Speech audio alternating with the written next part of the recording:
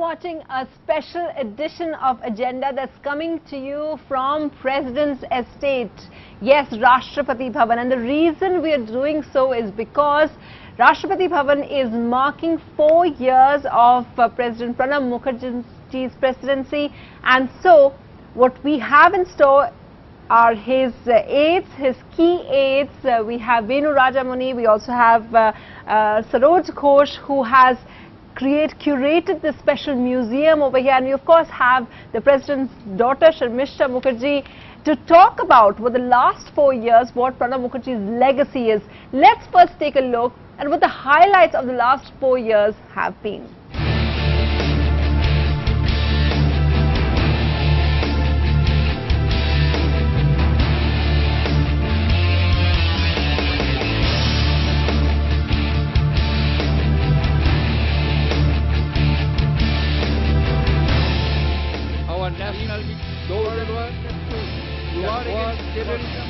India will be raised.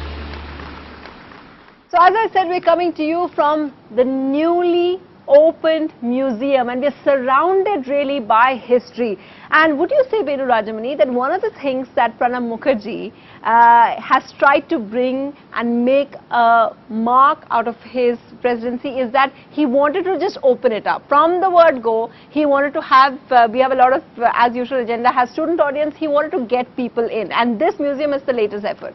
Absolutely. The President has often spoken about how he comes from a humble background and from the village of Merathi in Birbhum district of West Bengal, he has risen to the highest office of the country. So as soon as he came into Rashtrapati Bhavan, the first thing that he recognized is that despite having lived in the area surrounding the Rashtrapati Bhavan for 4 decades and more, he knew very little about Rashtrapati Bhavan. At the same time, being a person from a very humble background, he felt that this building belongs to the people of India. The Rashtrapati Bhavan should represent the spirit and ethos of a modern independent republic, and therefore it should be opened out to the public. One of the first things that President Mukherjee instructed us to do was to organize regular visits for people to come and see Rashtrapati Bhavan. Every Friday, Saturday, Sunday, now people can go online, book themselves a tour and see the whole building and learn about its history. Every Saturday morning there is a change of guard ceremony which people can just walk in without any booking, without any prior invitations. They can bring their cameras, they can bring their mobile phones. We have started a very comprehensive documentation effort which records each and every aspect of Rashtrapati Bhavan. So he's really tried to do it in every aspect. But I wanted to ask you, Sharmishta Mukherjee, that he came in after President Kalam. And President Kalam was also really popular, and he was known as the children's president, the people's president as well.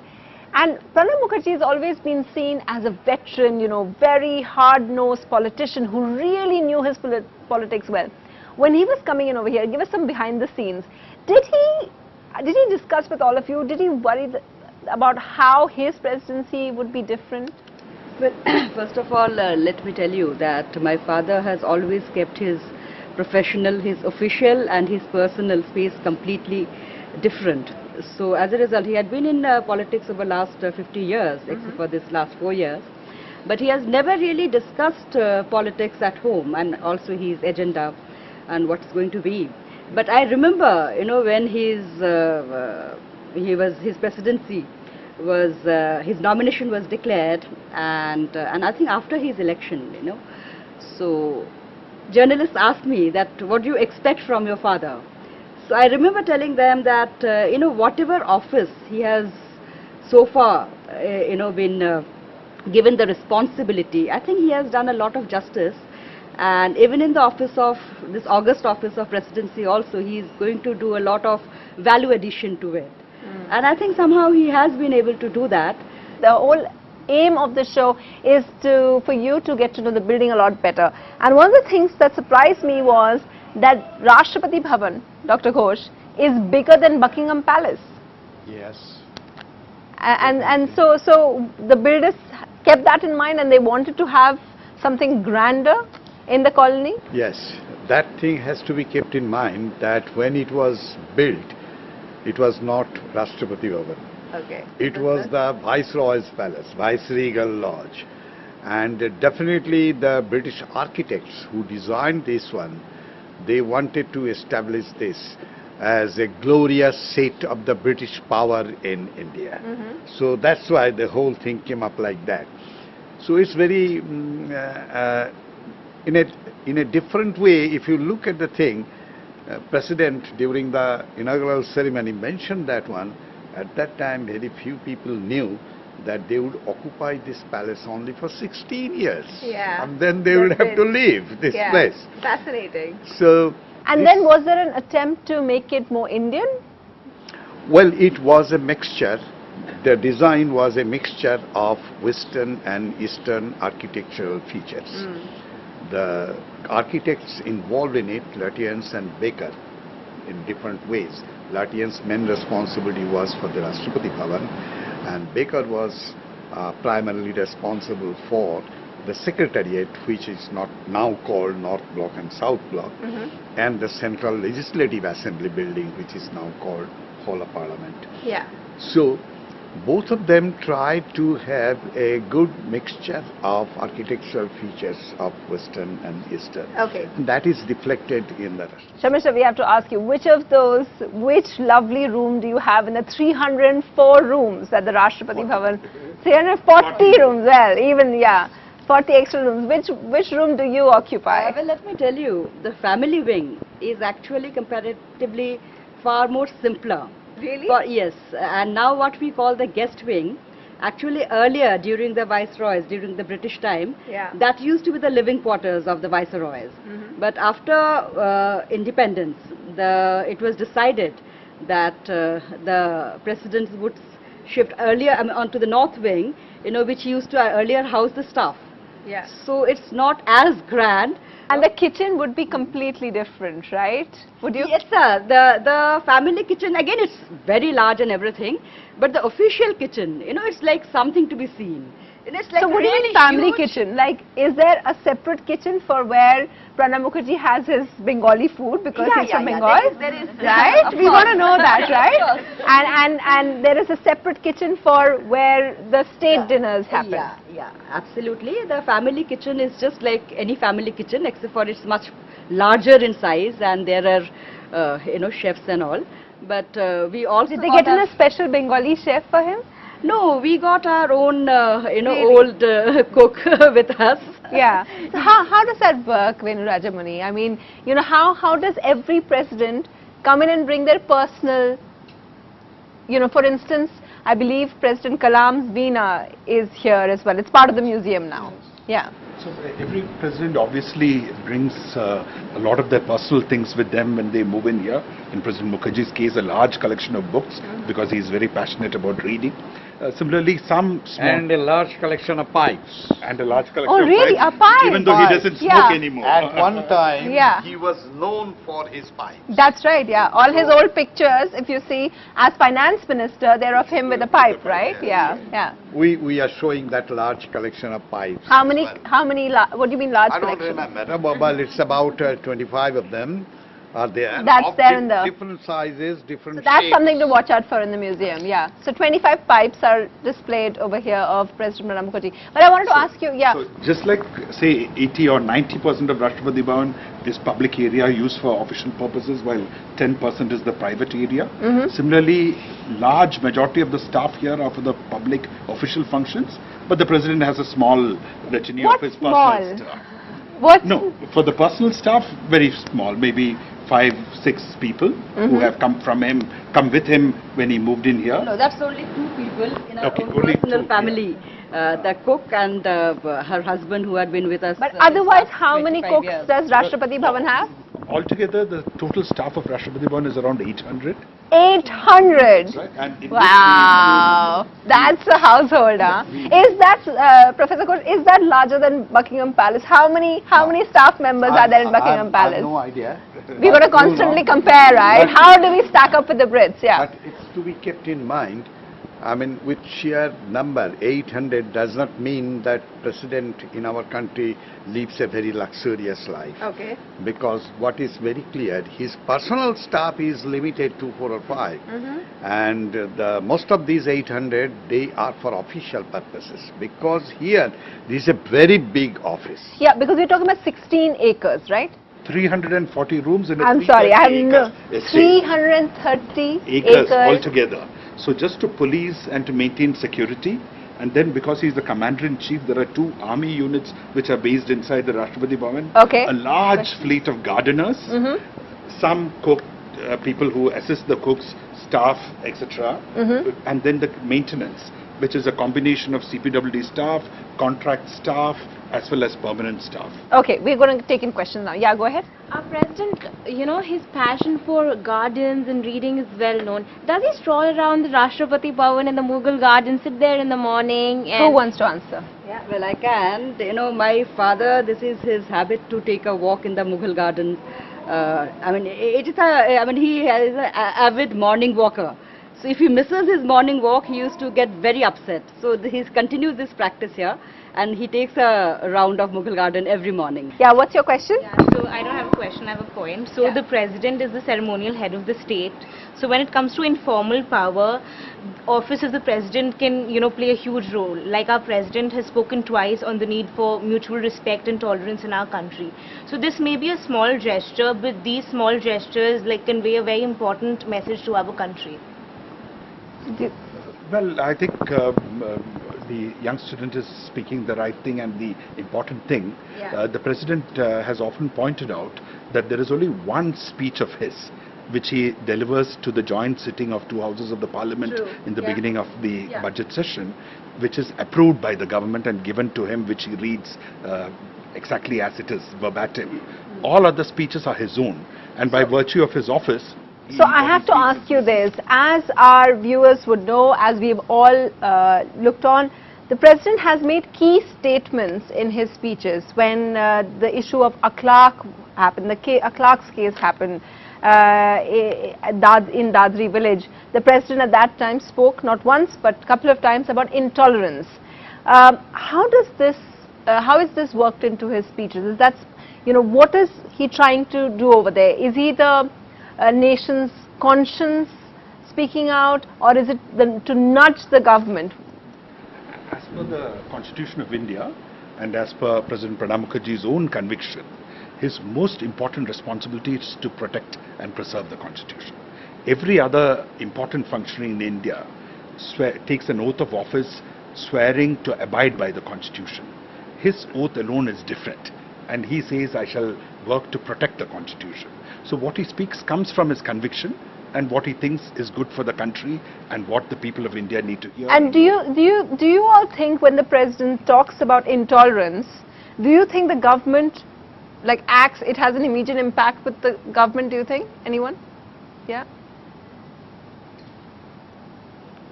Anyone want to talk about that? Yeah. Okay, do you think it has an impact when the president picks up intolerance? Do you think that it forces the government to take action? Yeah? Why do you think so?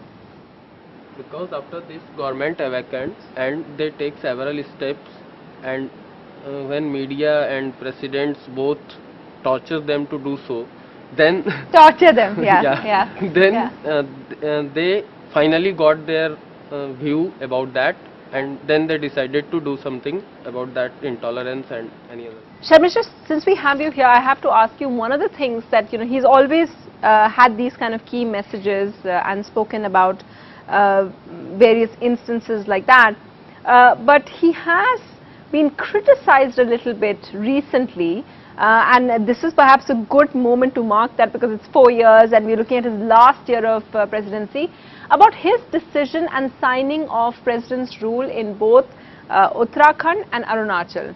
What do you think that, you know, was in his mind when he did that? Well, let me clarify, because I have a dual role to play as a Congress spokesperson and as the daughter of the president. We're only asking you as a daughter. Yeah, and as a Congress spokesperson, you know, this is our policy not to comment on any action of the president. So whatever I am saying is the daughter. Of course. As a daughter. Yeah. But I think, as Venu has rightly pointed out, that president is also has got certain limitations which are specified in the constitution. So he has to act as far as imposition of president's rule is concerned. It is called president's rule, but the decision is taken by the government. And the government, he has to act according to the advice of the government, by advice of the cabinet. But many So- say that he could have sat on it and delayed it. No, that is knowing my father's conviction. I'm talking about that for him, it is the government which ultimately takes the decision. Because government is representing the mandate of the people.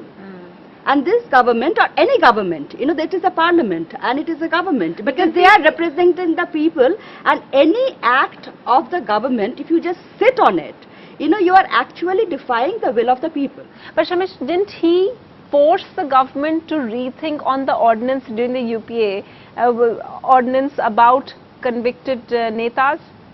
Didn't they take it back because he asked so many questions? Yes, the president can send it back maximum once.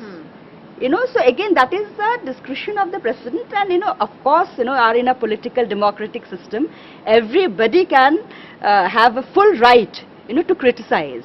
So this is all I would Very like to interesting. say. Okay, Yeah. we're going to take a short break now. When we come back, more questions and of course some of the closing notes from our special panel here from inside Rashtrapati Bhavan. Stay tuned for that.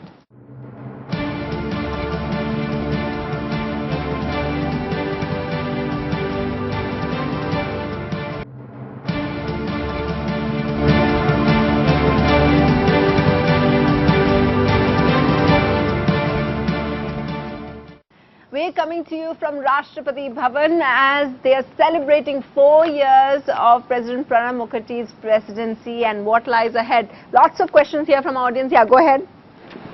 Ma'am, my question for you, will Mr. Pranab Mukherjee sir again stand for the elections? That's a good question actually, yeah. Well, It's not the American system. I really can't answer that.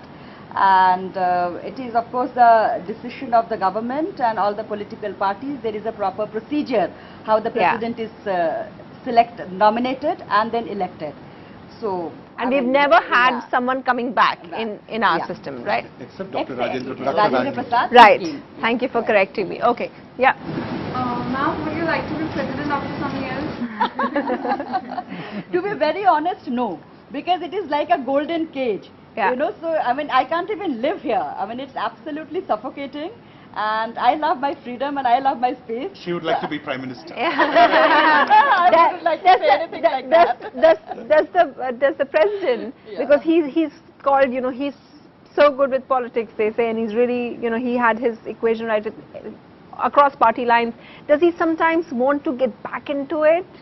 Could you share that with us? He definitely missed politics. And definitely, during the parliament session, his TV is on and he's kind of glued to the television even while working. So definitely I'm sure misses a lot.